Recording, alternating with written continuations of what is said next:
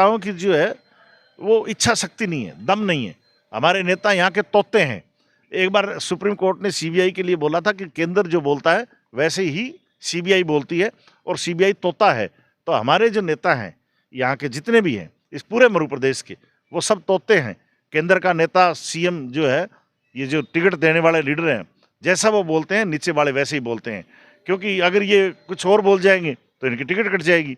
Ticket cut जाएगी तो थोड़ा सा बोला ना अभी गुड्डा, बोलते ही उसकी होगा ना, लाइन में लग गया ना। हाँ जी। और पहले क्या बोलता था, पहले शेख क्या नाम, ये तो अशोक गहलोत तो मेरा सब कुछ है। हाँ जी। और थोड़ा सा उल्टा बोला तो बना दिया ना, लाइन में लगा दिया। तो इसलिए ये नेता जो है कोई ऐसी बात नहीं करते। और अशोक गहलोत साहब और वसुंधरा जी या और जो नेता हैं वो इसलिए नहीं बोलते कि ये राष्ट्रीय पार्टियों के लीडर हैं। जब वो ऊपर वाले बोलते हैं तो ये नीचे वाले बोलते हैं। और नमस्कार, मैं ललित सेनी, आप देख रहे हैं आरजे 18 न्यूज़। आज हमारे साथ में मौजूद है मरु प्रदेश मोर्चा के अध्यक्ष जयवीर जी गुजारा। सर नमस्कार, सबसे पहले हमारे चैनल पे बहुत बहुत स्वागत। आपका भी बहुत बहुत धन्यवाद और आरजे 18 देखने वाले सभी मेरे भाई बहनों को राम राम। तो सर एक चीज़ ये बताइए, जैसे कि आपने एक मांग उठाई है मरु प्रदेश बनाने की, तो सबसे पहले तो ये बताइए इसकी ज़रूरत क्यों है? देखो, ज़रूरत इसलिए है कि राजस्थान दुनिया के 110 देशों से बड़ा राज्य है और एक प्रदेश का, इतने बड़े प्रदेश का, और इसको प्रकृति ने दो भाग से बांटा हुआ है। एक तरफ अरावली पर्वत के उधर साइड अगर जाके देखोगे तो वहाँ है, नदी है, नाले हैं, जंगल है, दूसरी आदिवासी जातियाँ जिनकी अपनी समस्याएं हैं, तो उधर वो माहौल है। इधर अगर अरावली पर्वत से इधर आओगे तो वहाँ पर इधर एकदम रेगिस्तान है।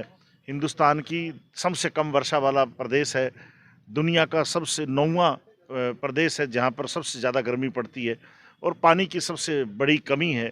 तो ये प्रदेश बिल्कुल डिफरेंट है, हिंदुस्तान में और कोई ऐसा प्रदेश नहीं है।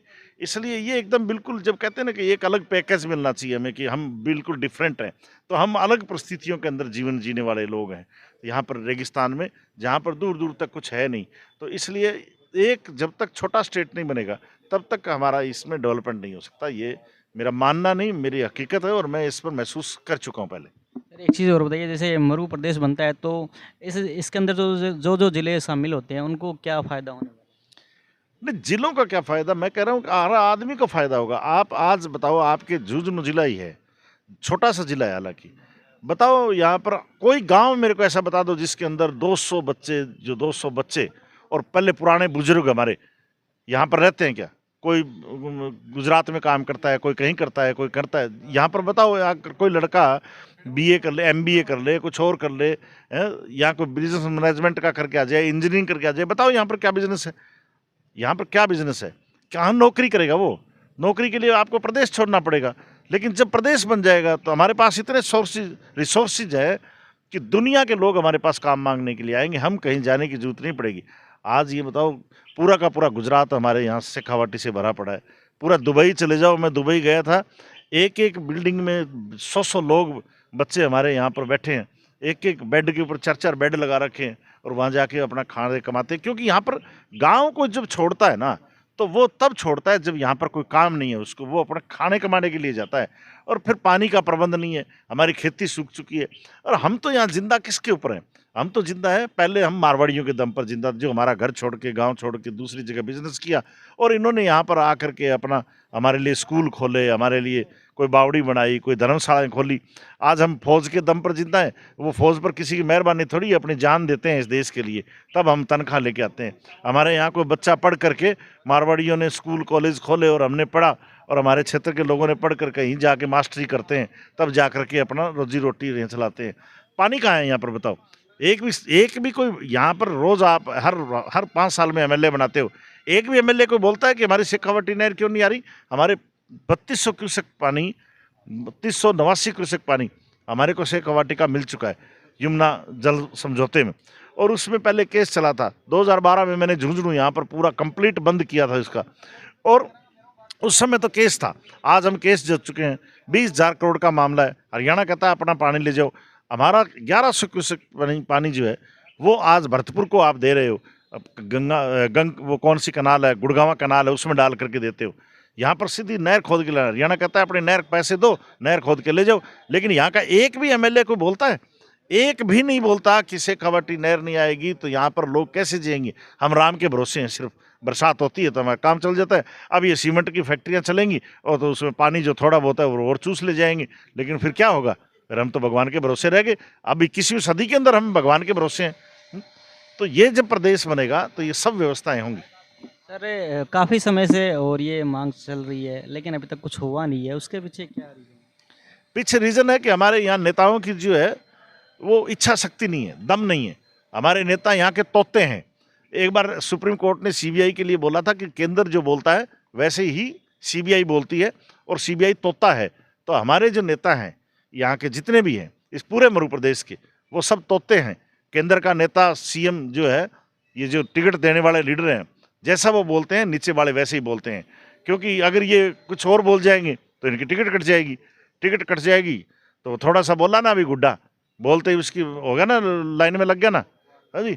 और पहले क्या बोलता था? पहले शेख क्या नाम, ये तो अशोक गहलोत तो मेरा सब कुछ है। हाँ जी। और थोड़ा सा उल्टा बोला तो बना दिया ना, लाइन में लगा दिया।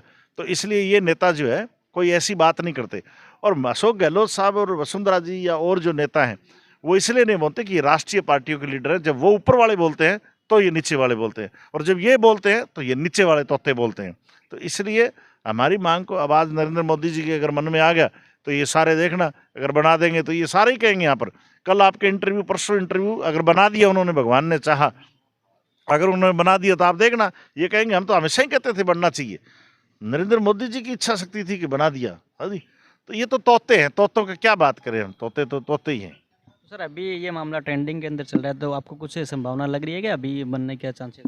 देखो जी, मेरे को जिस प्रकार प्रधानमंत्री जी ने बुलाया था और मेरे साथ चर्चा की थी और एक एक बात की डिस्कस की थी। हाँ जी। तो अजीत डभोल साहब ने फिर अलग बुलाया, उन्होंने पूरी डिस्कस की है।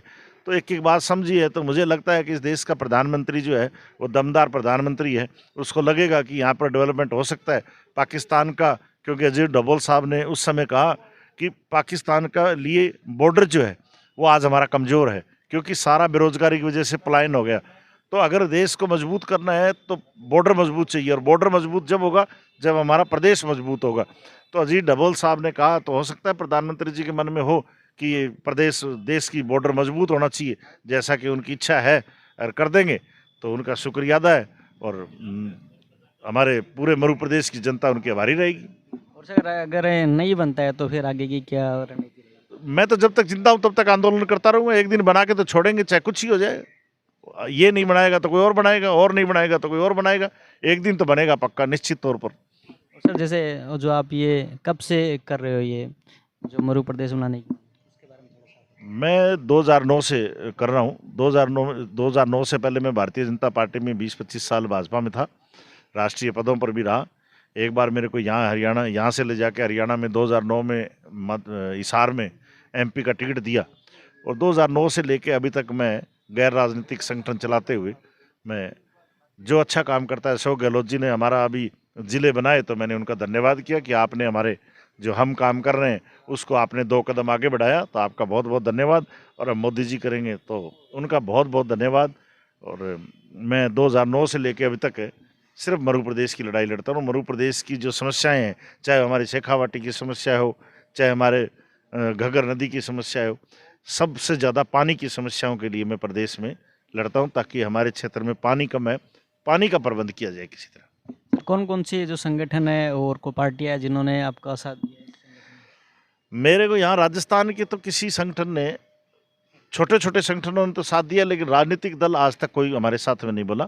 हरियाणा के ओम प्रकाश चौटाला जी जो एक्स मुख्यमंत्री, एक्स सीएम जो हैं, और उनके बेटे अभय सिंह चौटाला जो प्रतिपक्ष के नेता थे, वो जरूर, अब मैंने जब यात्रा की थी तो ओम प्रकाश चौटाला जी ने गंगानगर में आके झंडी दिखाई, और इंडियन नेशनल लोकदल जो है वो लोकदल खुल करके हमारे पक्ष में है। क्योंकि चौधरी देवीलाल ने, जब हरियाणा आज जिसकी बात करते हो कि हरियाणा इतना डेवलप हो गया, तो वो इसलिए हुआ था कि चौधरी देवीलाल ने हरियाणा पंजाब से अलग बनाया था, और आज हरियाणा इतना डेवलप है।